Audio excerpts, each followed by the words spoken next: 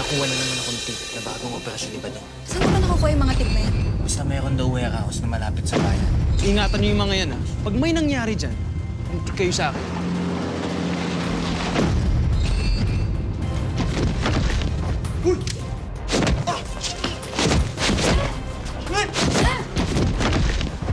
Jonathan, ano to?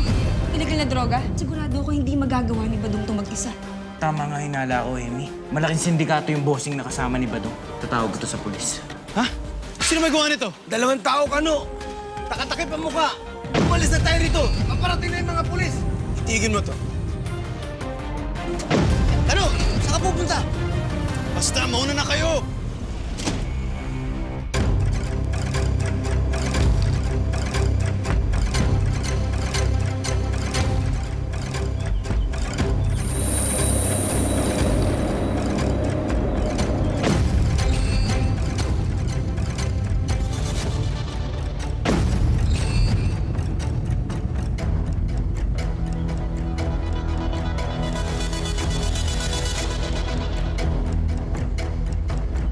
Hindi ko hayang mapunta kay Popsi, baby.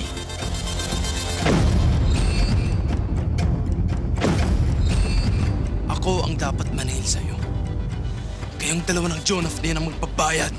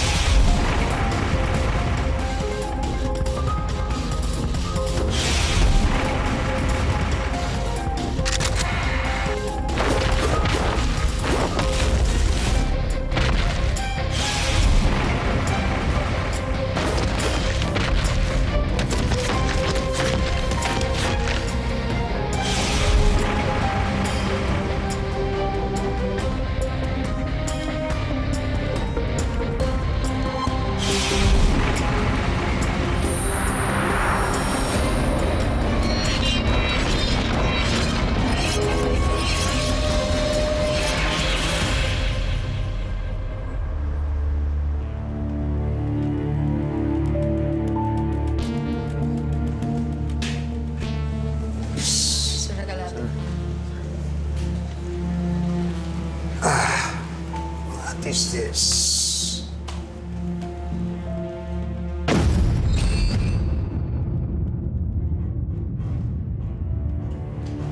O sige, Isla Madrid.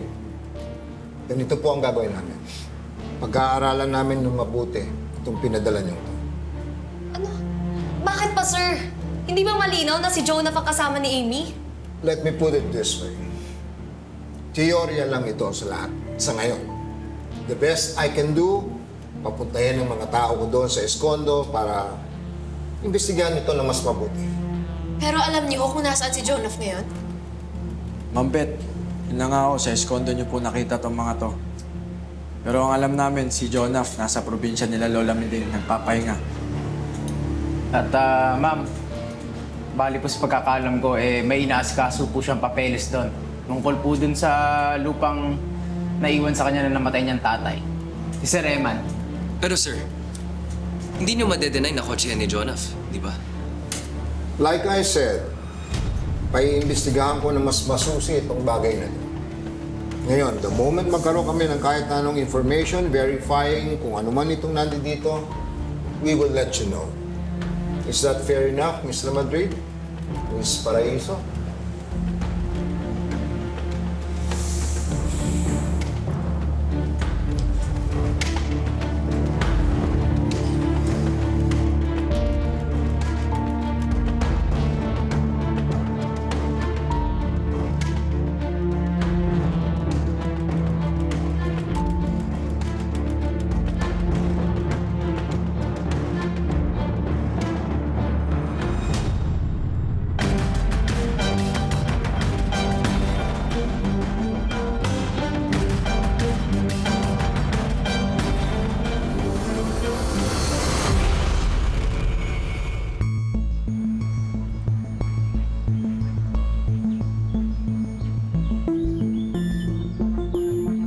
Isang warehouse na may nakaimbak na kilo-kilong shabu na nagkakahalaga ng 2 milyong piso ang nadiskubre ng kapulisan sa Kapitolyo ng probinsya ng Escondo kagabi.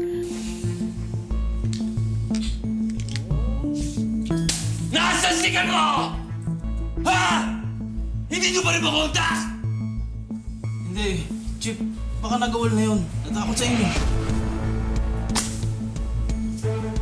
Paano kayo nalusutan ng mga kalaban? Ha? Boss, nalito lang kami ng dalawang nakaitim eh. Hindi nga namin alam kung paano sila nakapasok sa warehouse. Pinadlock naman namin yun eh. Paano nabuksan? Kinuha susi nyo? Hindi, boss. Nasa bulsa ko. Ito. Papsi, isa lang ang magaling sa ganyan, di ba?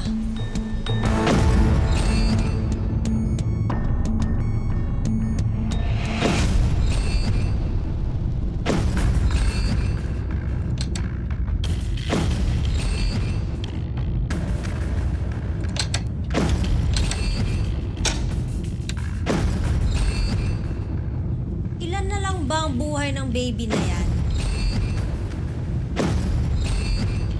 Siyam na buhay ang pusa, di ba? Baka naman may natira pa.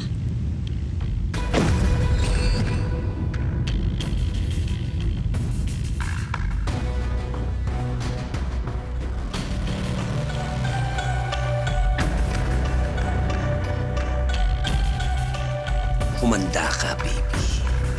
Inuna mo si Osang. Ngayon naman, si Kano.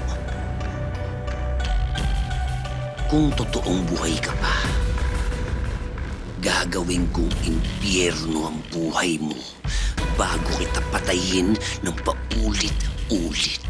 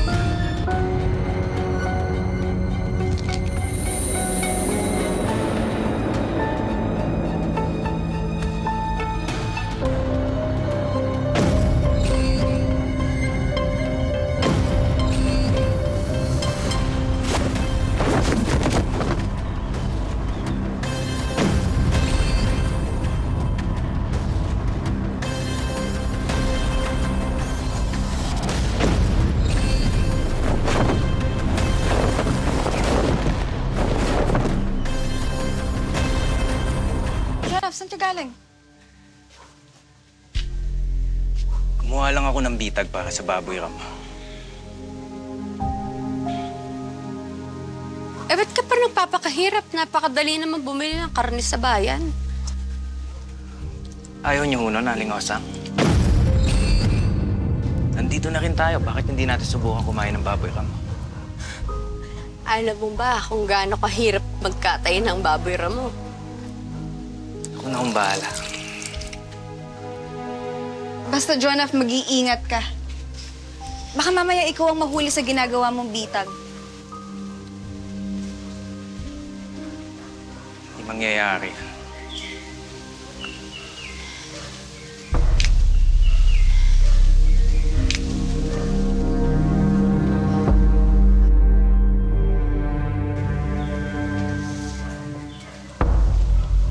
Oh, Jonaf, para saan naman yung kadena at tali? Para ho pag nahuli ko yung hayop, hindi na makawala.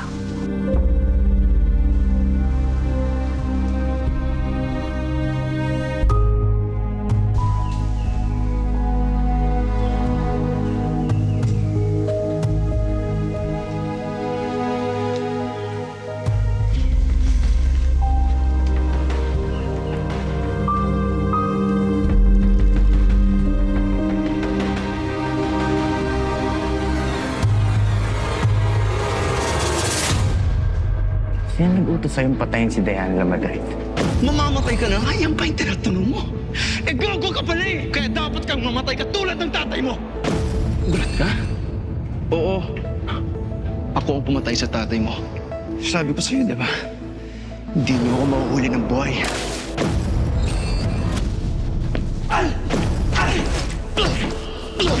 Hindi ka na makakatakas sa aking hayop ka.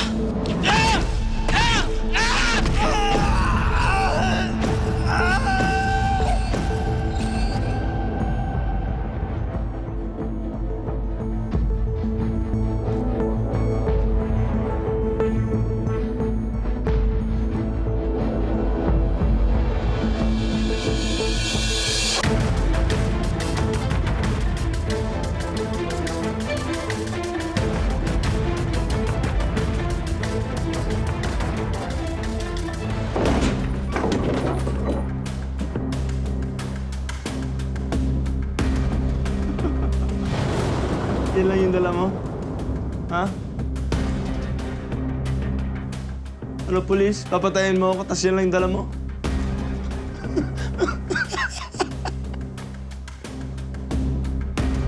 Yan lang yung dala mo? Napapatawa talaga. Tignan mo yung sarili mo. Duwag! Gawin mo na!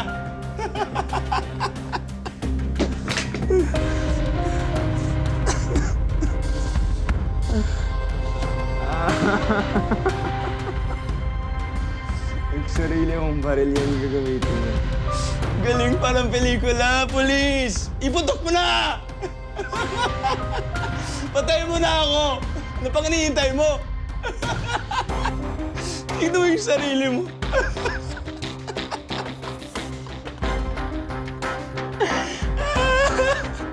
Parang tanga!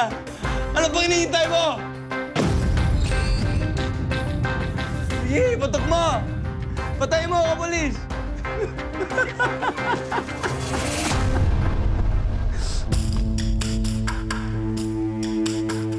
Nasaan naman si Jonah? Lalamig yung padang, ha? Naparin siya. Hindi ko nga maintindihan kung bakit bigla na lang gumagawa ng bitag. Baka naman naboboring na dito sa gubat, eh hindi naman natin sa masisisi.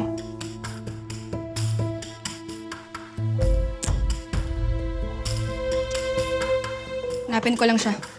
Ay, sama ako. Hindi na, dito ka lang.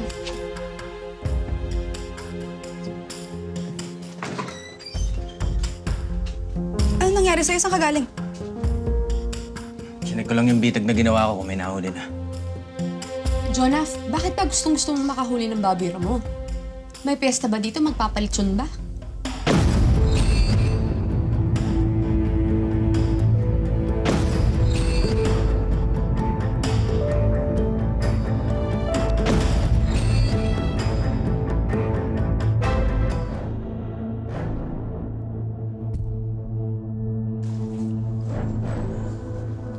Napapadalas yata pag luwas mo sa ladrona. Asikasuhin lang ako. Ipapabili ba kayo? Kung pwede sana yung gamot ko, Jonah. Sige, ho. Ako na akong bahala, Lingosang. Basta ho sa susunod, sasamahan ko kayo sa bayan ng Escondo para ho sa dialysis nyo.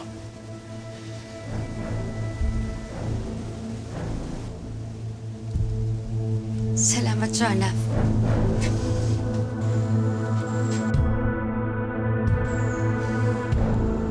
Jonah,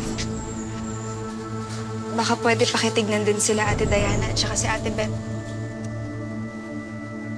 Sige. Ako na din bahala doon. Basta huwag kayong aalis dito habang wala ako. Baka kayong matrap sa ginawa kong bitag.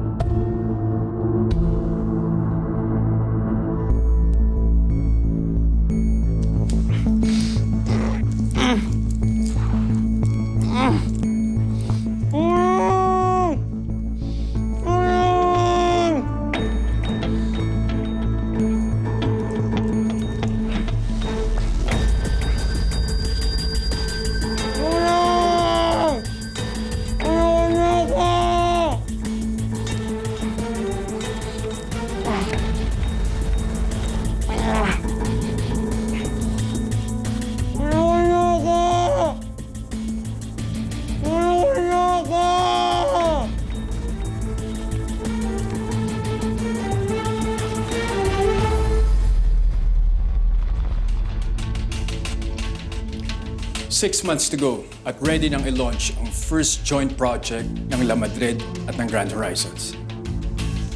Clap, clap, clap! I'm sure may si Amanda pagka nakita niya itong development ng Grand Horizons.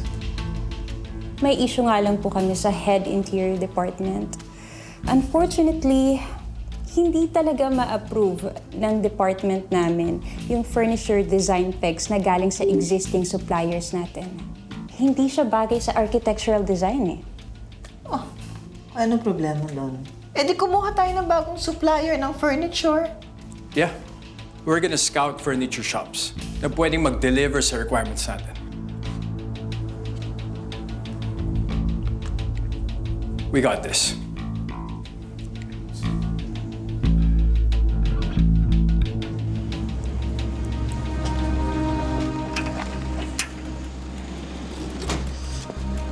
Si Jonaf! Jonaf! Ma'am. Sir Elon, kamusta? Okay naman kami. Ikaw, kamusta? Sabi nila nasa probinsya ka daw? Oo, ma'am. Sa probinsya na ako umuwi. Nandito kasi yung lola ko eh. May tindahan siya dito kaya di niya maiwan. Saan ba probinsya niyo? Sa Escondo ba?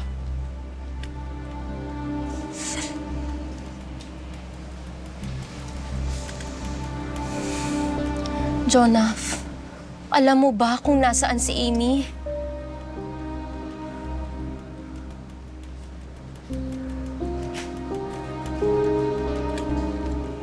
Hindi po. Eh ano to? Jonaf, hindi pwede ang ginagawa mo. Illegal detention yan. Pwede ka namin kasuhan. Alam mo naman yun, di ba? Alam ko. Pero hindi ko naman ho itatago si Amy kung labag sa loob niya. Sige, mauna na ako.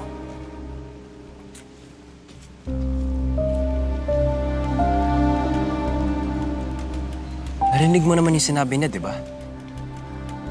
Oo. Hindi daw niya itatago si Amy kung labag sa loob niya. Ibig sabihin, kusang nagtatago sa amin si Amy.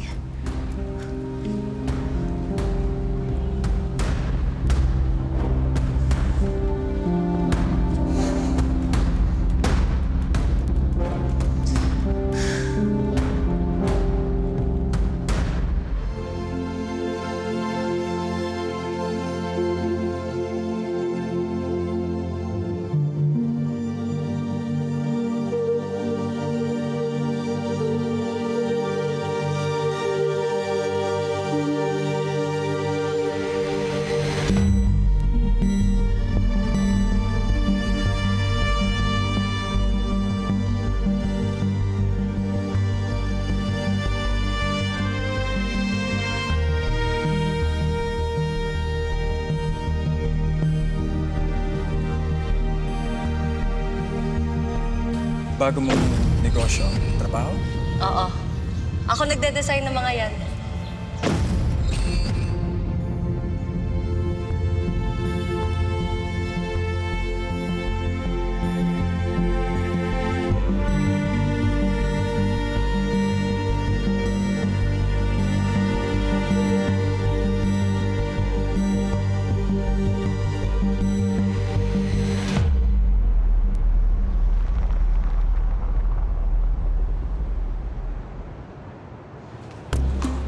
Beth, Elon, sorry may kausap ang kliyente. Anong meron?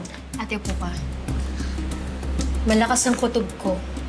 Alam ni Jonaf kung nasan si Amy. Talaga? Kung ako kaya yung kumausap sa kanya, baka magsabi siya ng totoo. Teka lang ah.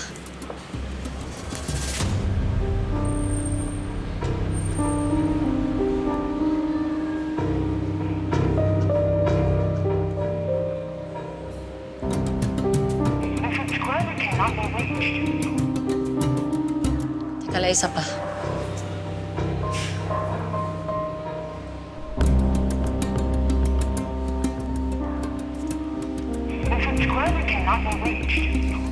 Beth, parang ayaw niya makontak natin siya. Granting kung alam niya kung nasan si Amy. Hindi ko maintindihan kung bakit niya kailangan itago sa inyo. Kaya nga eh. Bet sa tingin mo, sinabi na niya kay Amy na alam na natin kapatid natin siya? Kasi 'di ba kung alam na niya, dapat siya na yung lalapit sa atin. Oo, ate. Pero naniniwala naman akong hindi tayo matitiis ni Amy. Unless meron talagang pumipigil sa kanya para kitain tayo. Pero huwag ka mag-alala. Hindi ako titigil hanggat di ko nakikita si Amy.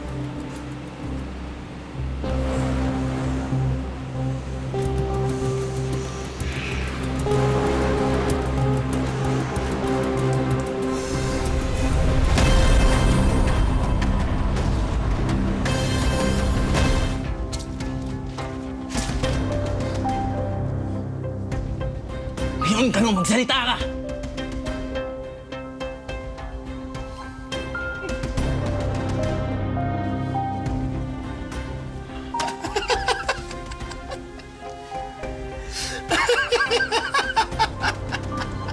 May chance ka pa para iligtas yung sarili mo. Ngayon sabihin mo sa akin, saan nagtatago si Badong?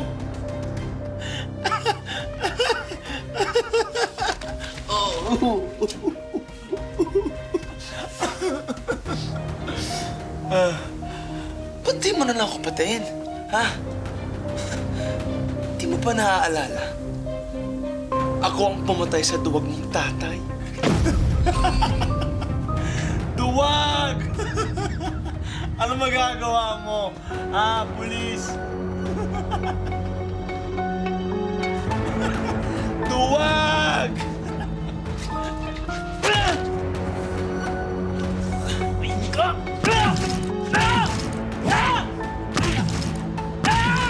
Ayun ka!